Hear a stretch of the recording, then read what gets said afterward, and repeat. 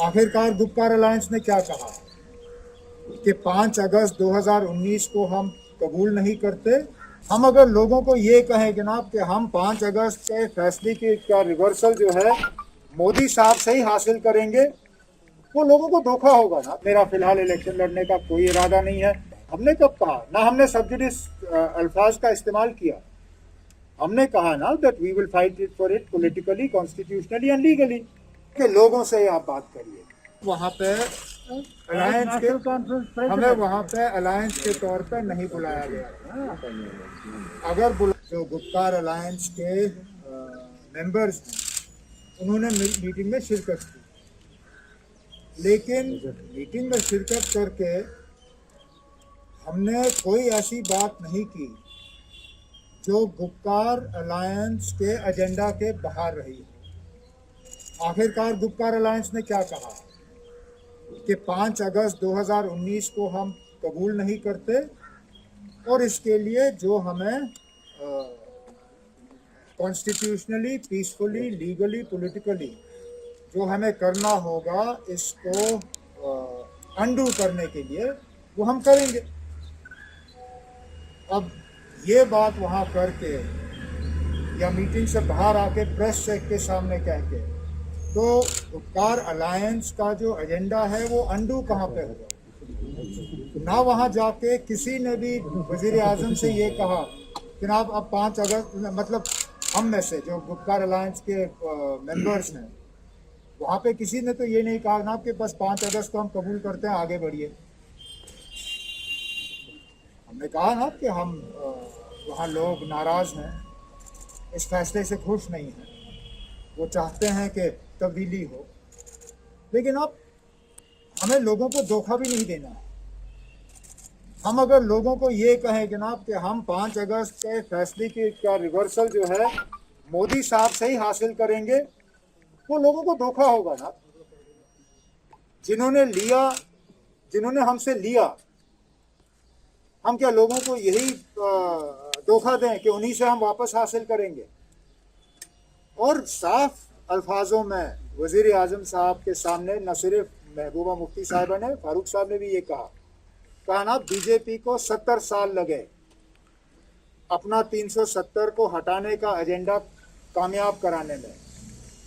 हमें अगर 70 हफ्ते, 70 महीने या जितना टाइम लगेगा, हम अब हम अपने मिशन से पीछे नहीं हटेंगे। तो साफ अल्फाजों में जो हमें कहना था कह दिया और वजीर आजम साहब ने सुना। और क्या चाहते हैं?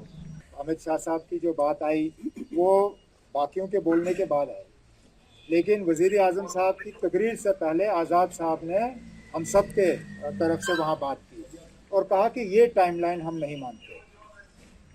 डिलिमिटेशन इलेक्शन, स्टेटहुड नहीं। डिलिमिटेशन स्टेटहुड, फिर इलेक्शन। अगर इलेक्शन कराना ही है तो पहले स्टेटहुड लौटा दीजिए, उसके बाद फिर इलेक्शन पे हम बात करेंगे।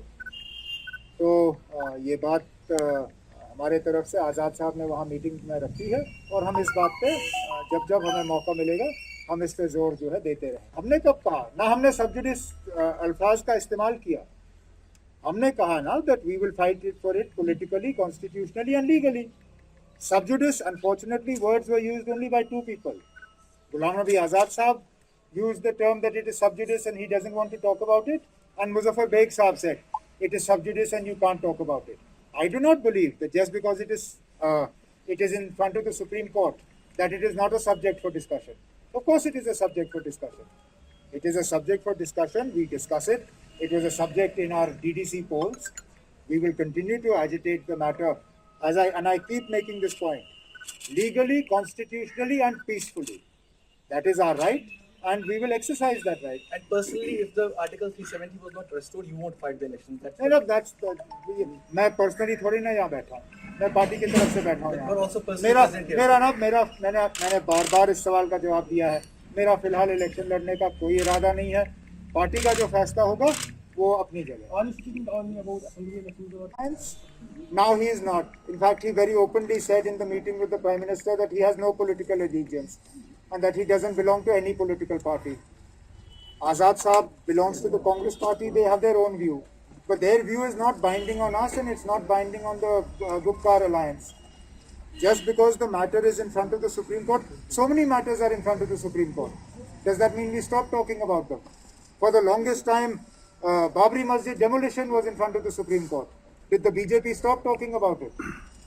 They continue to press their agenda on Ram temple, and therefore, even if the matter is sub judice or in front of the Supreme Court, that does not stop us from stating our point of view, and we will continue to do that. Okay, लोगों से आप बात करिए. अगर जम्मू कश्मीर की आवाम हमें ये कहती है कि अब जब तक सुप्रीम कोर्ट का फैसला नहीं आता है तब तक हमें कोई फर्क नहीं पड़ता अगर अस्पताल का कामकाज रुक जाए, अगर कोई डीसी किसी आम कश्मीरी को गिरफ्तार करे, सिर्फ ये उसकी खता थी कि उसने कहा कि मैं लोकल अफसर से बात कर सकता हूँ, बाहर वाले मुझे समझते नहीं हैं, और उसके लिए जेल भरा गया उसको. जो सख्ती हो रही है, जो बार बार यहाँ लोगों को तंग किया जा रहा है, बंद किया जा रहा है, ये सब हो रहा है. यहाँ जो एक ब्यूरोक्रेटिक अनचेक्ड एडमिनिस्ट्रेशन है, अगर जम्मू कश्मीर के लोग ये पसंद करते हैं और कहते हैं ना हमें ये बिल्कुल ठीक है, ये ऐसा ही रहने दीजिए जब तक सुप्रीम कोर्ट का फैसला नहीं आता, हम हाथ ऊपर कर लेंगे. लेकिन अगर यहाँ के लोग राहत की सांस चाहते हैं, अगर यहाँ के लोग चाहते हैं कि फील्ड में अफसर वो हो जो उनकी बात कर सके, जो उनकी बात सुन सके, समझ सके, जो उनके बच्चों की तालीम की उनकी फिक्र हो, उनके सेहत की फिक्र हो, तो फिर मुझे लगता है कि गाड़ी दोनों पटरी पे चल सकती है. वो लड़ाई हम छोड़ेंगे नहीं, लेकिन जहाँ जहाँ हम लोगों को थोड़ी बहुत मुसीबत से निकाल सकते हैं, निकालना चाहिए ना. I am very frank about that. The meeting took place in a good atmosphere. It took place, and I made it very clear.